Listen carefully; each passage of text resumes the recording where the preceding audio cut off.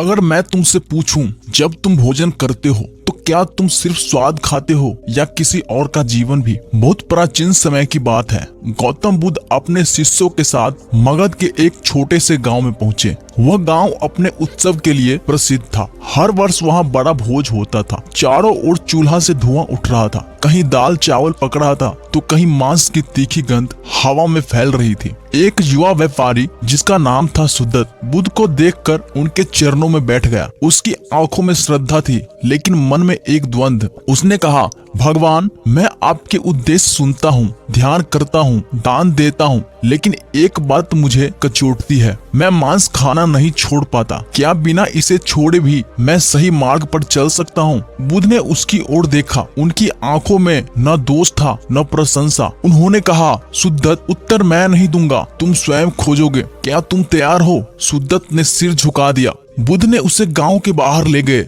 वहां एक बाड़े में कई जानवर बंधे थे। बकरियां, मुर्गियां, एक छोटा बछड़ा, एक बकरी लगातार अपने बच्चों को ढूंढ रही थी। उसकी आवाज कांप रही थी। बुद्ध बोले, सुदत, ध्यान से देखो, यह भूखी नहीं है, यह मरने से डर रही है। सुदत का मन असहज हो गया। बुद्ध ने पूछा, क्या तुम्हें याद है कि आखिरी बार तुम कब डर से कांपे थे? सुदत ने बोला, जब मैं बीमार पड़ा था और लगा था कि शायद मैं बचूंगा नहीं। बुद्ध ने कहा, इस बकरी के भीतर अभी वही डर है, बस फर्क इतना है, इसे कोई पूछने नहीं आया। सुदत चुप रहा। आगे एक कसाई बैठा था, हाथ में तेज छुरा लेकिन आंखों में थकान। बुद्ध ने उससे पूछा, क्या तुम यह काम खुशी से करते हो? कसाई हंसा नहीं, उसने सिर झुका लिया। बुद्ध ने धीरे से कहा, जब तुम किसी की पीड़ा से अपना जीवन चलाते हो तो धीरे धीरे तुम्हारी संवेदना मरने लगती है, और जब संवेदना मरती है तो मन भी कठोर हो जाता है। सुदत ने पहली बार सोचा, मैं केवल खाने वाला नहीं हूँ, मैं इस पूरी पीड़ा की श्रृंखला का हिस्सा हूँ। शाम को गांव में भोज सजाया गया। सोने चांदी की थालियां, सुगंधित व्यंजन और बीच में मांस। बुद्ध चुपचाप बैठे। सुदत ने देखा, बुद्ध की थाली में सिर्फ सादा भात और थोड़ी सब्जी और पानी थी। सुदत ने पूछा, भगवान, आप मांस क्यों नहीं लेते?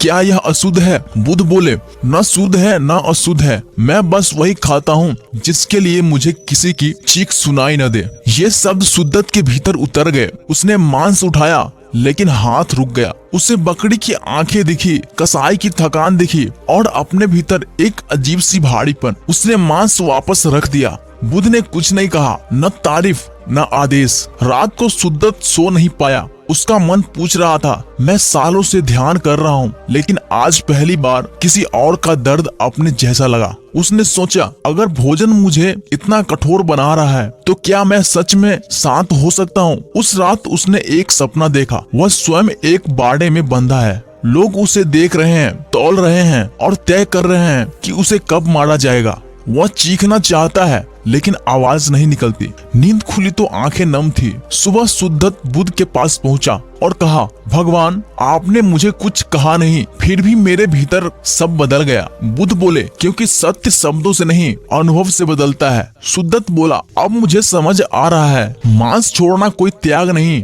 बल्कि हिंसा का बोझ उतारना है। बुद्ध ने कहा, जब तुम किसी जीव को अपनी थाली से हटाते हो तो तुम अपने मन से थोड़ी क्रूरता भी हटाते हो। सुदत ने पूछा, भगवान, क्या सभी को मांस छोड़ देना चाहिए? बुद्ध मुस्कुराए और बोले, मैं नियम नहीं बनाता, मैं बस इतना कहता हूँ, जब तक तुम्हारा मन किसी और की पीड़ा देखकर भी न बदले तब तक ध्यान अधूरा है। सुदत ने उस दिन के बाद कभी संकल्प नहीं लिया। उसने बस करुणा को चुना। धीरे धीरे मांस उसकी थाली से नहीं, मन से ही निकल गया। गौतम बुद्ध ने कभी नहीं कहा, मांस मत खाओ। उन्होंने बस यह दिखाया कि जब करुणा जागती है तो हिंसा को भूख लगनी बंद हो जाती है, और जब भोजन किसी मृत्यु से न जुड़ा हो तब मन अपने आप शांत होने लगता है।